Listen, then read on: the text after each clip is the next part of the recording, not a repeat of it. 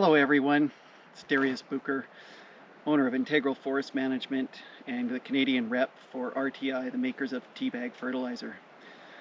I just wanted to welcome you to one of our longer term trials that we've been monitoring, this one in particular for the last 11 years. It's located in the Upper Adams River drainage, about 20 kilometers on the Tum Tum Forest Service Road. And the reason that we put this trial together was so that we could see whether fertilization at the time of planting was going to offer any benefit in terms of savings to foresters from having to brush out trees in the longer term, like at year, say 7 to 10, from competitors such as birch, and in this case also willow. Sometimes it's aspen, cottonwood, depends on what your site is, but here the main competitors are birch and willow. So this site would have been harvested in 2010, and then it was just raw planted. And of course there's a treatment and a control area.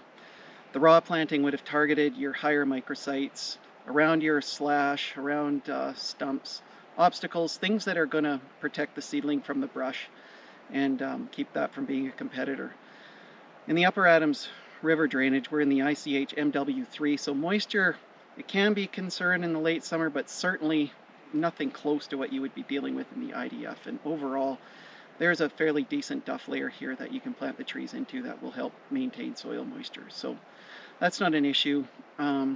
This is a typical site that many people who use our product will plant as is. Of course, there's a treatment and control area, as I said. The treatment area would have been planted with the Gilbert Smith-pak. Once again, this pack was still using the older technology where you would have had to place it in a separate hole about an inch and a half away from the seedling to protect it from being burned. Just to make sure. The coatings aren't quite as reliable as the ones that we have nowadays where you can plant it in the same hole, and those would be the PHP coatings. So let's go take a look. I've been measuring trees all day, and we can take a look maybe at a typical control tree followed by a typical tree that's been fertilized at the time of planting with the Gilbert Smith-pak.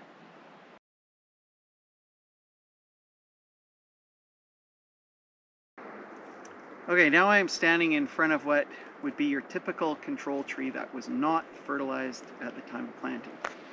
So the average control trees at this time are approximately 430 centimeters in height. Now, when I chose trees, I picked median trees, not average trees. The simple reason for that is I want to know within a population what's typical out here. The problem with using averages, they can get skewed by either really small trees or really super large trees, of which there are both.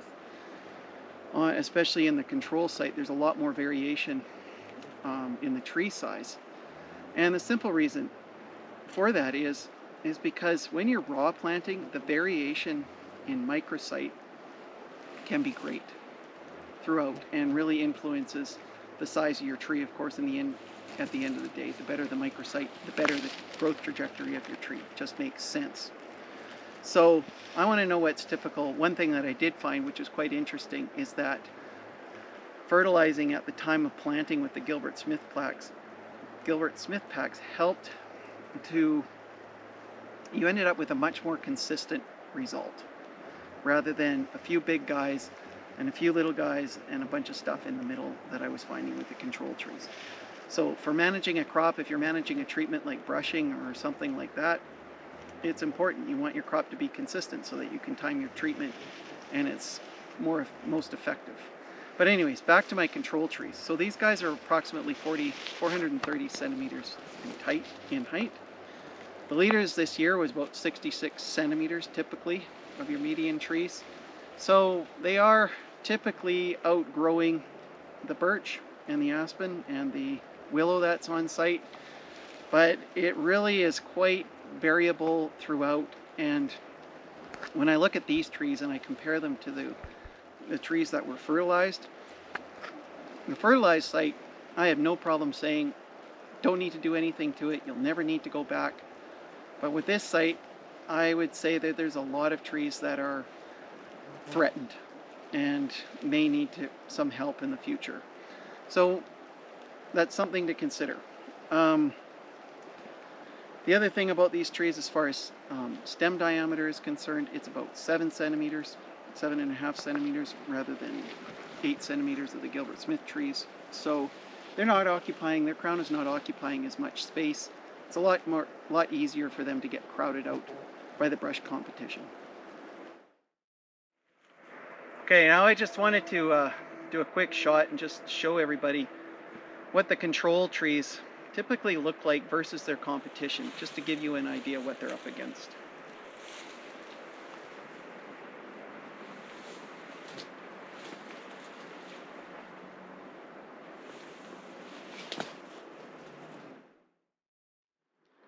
Okay, so now I'm back on the control side again, looking at one of the trees, and you take a look at its crown. So I'm going to shake it a bit because I know the lighting's not very great. We're out here late enough that the sun's gone down behind the mountain. But when you take a look at this crown and compare it to the crown of the tree that was fertilized at the time of planting. And I know I just randomly picked this tree. They're not the same height. You wouldn't expect them to be the same height based on what I've already told you. But just take a look at the crown and ask yourself whether this tree is off to the races or not. It's holding its own at this particular point in time, but the birch is starting to fan out and it's continuing to grow. I'm not so sure that there might not be an admin brushing required here. And so when you consider what brushing costs are, and they can run upwards of, $1,000, $1,500, maybe even more than that a hectare, versus $300 or $400 a hectare fertilizing at the time of planting, it seems to me that that adding a little insurance to your program right at the very beginning is well worth it, rather than having to potentially go back and to treat a site.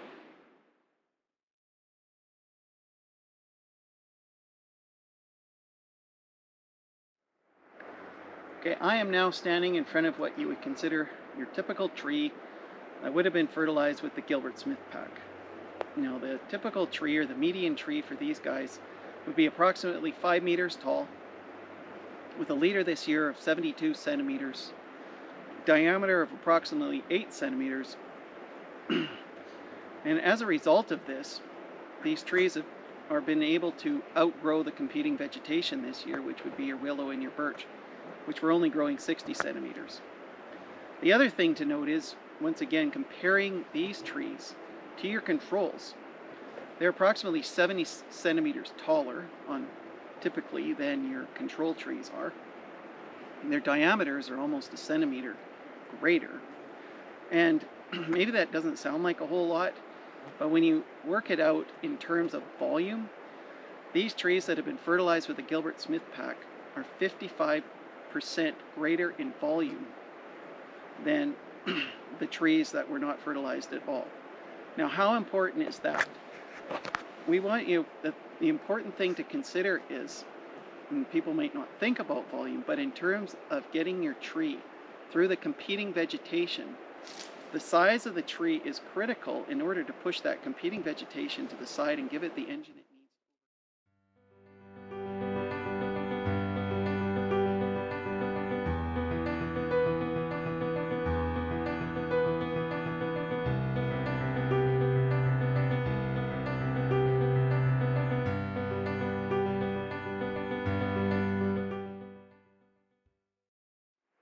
Okay, now talking about volume of a tree, and we're always thinking about volume in terms of harvesting, but volume is a number that is an excellent surrogate for the overall biomass of the tree.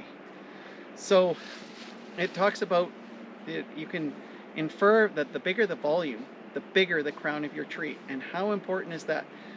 First of all, it's important for growth. It's the engine that's going to drive your height and your diameter growth to help get above the competing vegetation, which these fertilized Gilbert Smith trees are easily doing. But the other thing to consider, taking a look at this tree here, and you look at the size of the crown, look at the birch around it, and look at how it's pushed them to the side and it's occupying the space. Even if these birch are as tall as this tree, it doesn't really make a difference, because this tree has occupied the space right where it is located. It's not getting encroached upon by the birch at all. In fact, the birch is getting encroached upon by the fir tree. So when looking at things in terms of volume, the bigger the biomass, it's not just height that helps protect your tree against the competing vegetation, but also the size of the foliar biomass pushing the competing vegetation to the side. The trees that are fertilized with the Gilbert Smith-pak are going to have absolutely no problem pounding through this birch, and they're not going to need any treatment whatsoever. Okay, this is going to be really hard to capture properly because we can't back up very well, but I just wanted to do a quick panorama and give you an idea of what the competitive status is like of the trees that were fertilized at the time of planting versus the competing vegetation. And you should be able to see that even though the brush is quite thick, they're through it and on their way.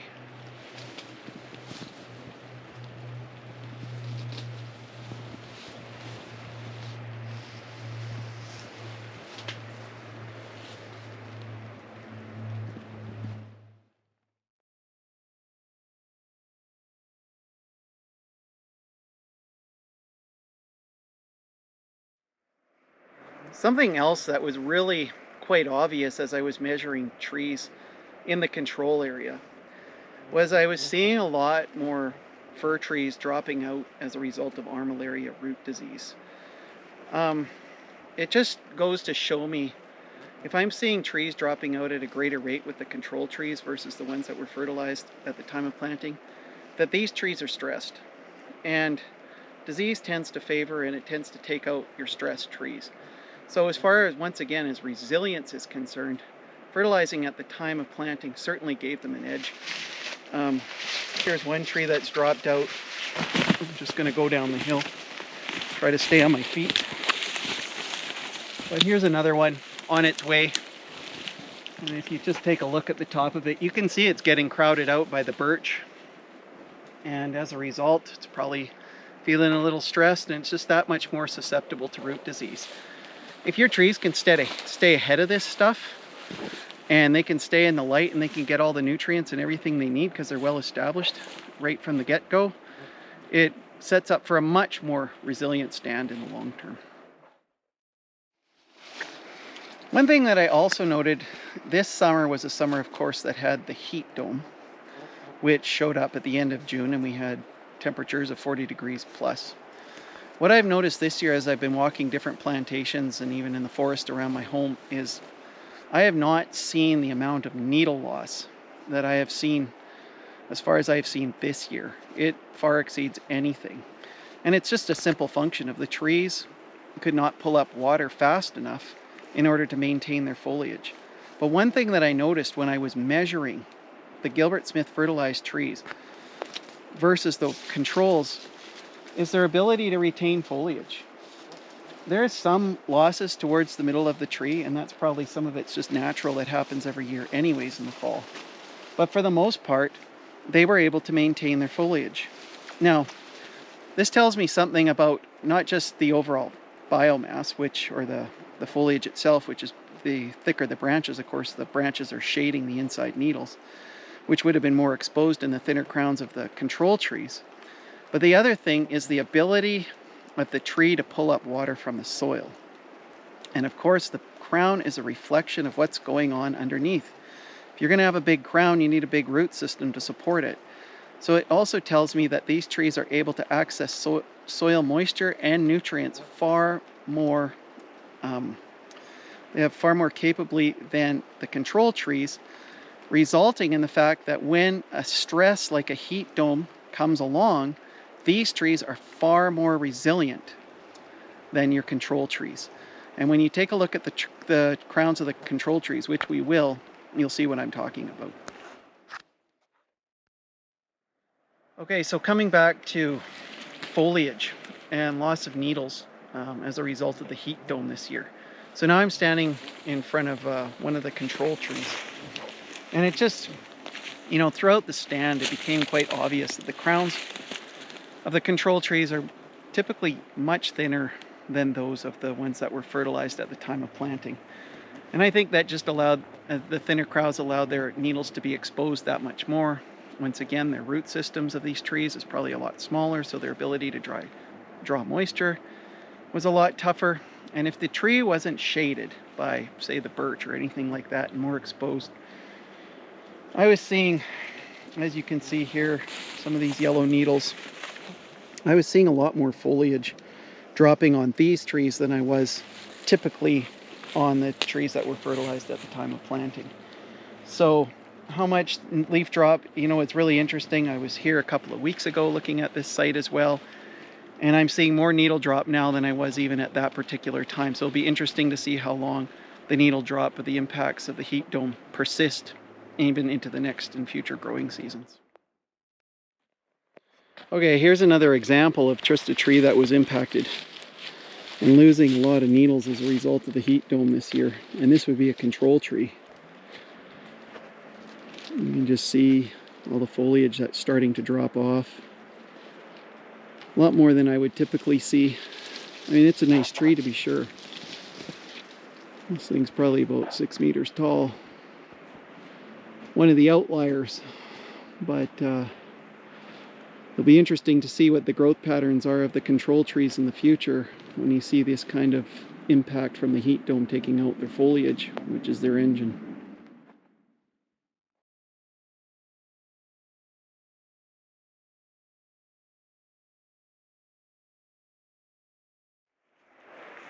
Okay, I just wanted to quickly show you this tree, trying to present the message of how important it is to set trees off on the right trajectory at the time of planting, providing them with a good microsite and the nutrition they need to be able to establish quickly.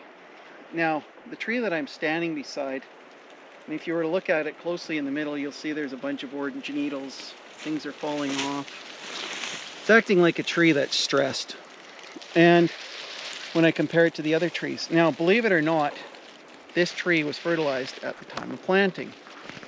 And it certainly doesn't look typical of what I would expect from a tree that was fertilized at the time of planting. I mean, the one nice thing about it, it has a nice, full, robust crown, which I would expect from that. But the bottom line is, despite the fact that, you know, it got a bit of the fertilizer, a bit of the benefit, this tree, and you can't see it now, it's really hard, but this is actually what I'm standing on, is an old compacted skid trail. So the message that I'm wanting to portray is the fact that if you stick a tree in a poor microsite at the very beginning, first of all, it does hinder its ability to utilize the fertilizer.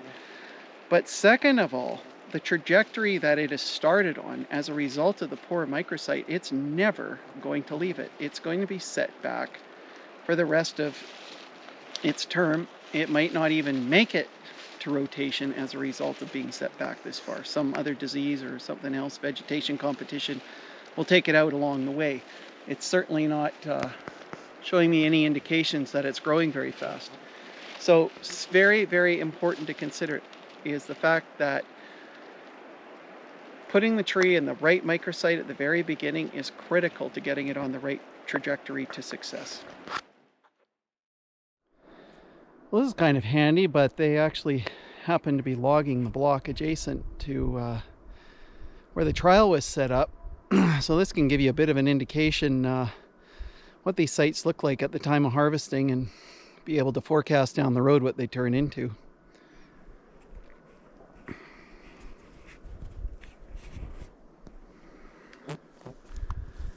Pretty slashy, but you can work it, to be sure. Maybe a bit of piling around the landings, but for the most part, this is a raw plant as is site.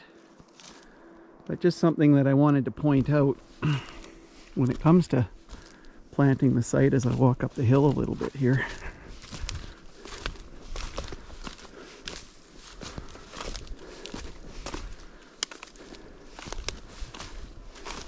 Over this slash. Here's one of those skid trails I was pointing out before. Now, lots of times the planters, of course, will want to favor this because, man, it's easy. There's no slash here. But the soil, all your duff has been scraped off. The soil will be quite compacted here. Even though a tree might grow there initially, it may not even look too bad. This is the type of place where you stick it in the bottom of that rut, where it's going to set it back for the long term. It's not your best site. getting it up around a nice stump like the one that is right here, and getting it in behind it is more of the spot that you want with the organic matter in the looser soils. But yeah, hard to believe a site like this after logging, it looks so easy, it's going to turn into a brush pit like the one in the adjacent block where the trial is. Okay, well, thanks again for taking the time to watch this. I just wanted to quickly summarize what I'm hoping that you can take home from what I've seen out here. Now, it's really interesting. If a person was to come out and walk this site and just go quickly walking through it, you wouldn't be able to see the forest for the trees. But one thing that I have learned very quickly, especially as stands get older, when you start measuring the trees and holding the stems and looking at the crowns and seeing the heights, what's going on the site becomes very clear in a hurry. So I can't understate the importance of, if you ever have the time, to go out, establish your own trials, and take the time to measure them.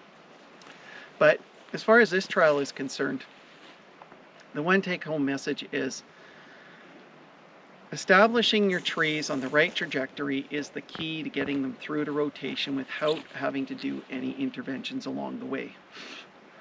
Now, you could choose to raw plant this site, and there's a bunch of trees that probably were control trees that won't need to be brushed. That's true. But are there enough? And is it going to be 100% for sure that you're not going to have to come back and do a brushing treatment to make sure that everything remains free growing? The bottom line is you can simplify your life an awful lot by fertilizing at the time of planting with something like the Gilbert Smith-paks. Not only does it bring a lot more consistency to your stand, so you're not relying on a few outliers to pull you through, but it also gives your tree the vigor, not just to grow toe to toe as far as height is concerned with regards to the brush, but it also gives them the large crown that's going to push it to the side. It gives you more volume.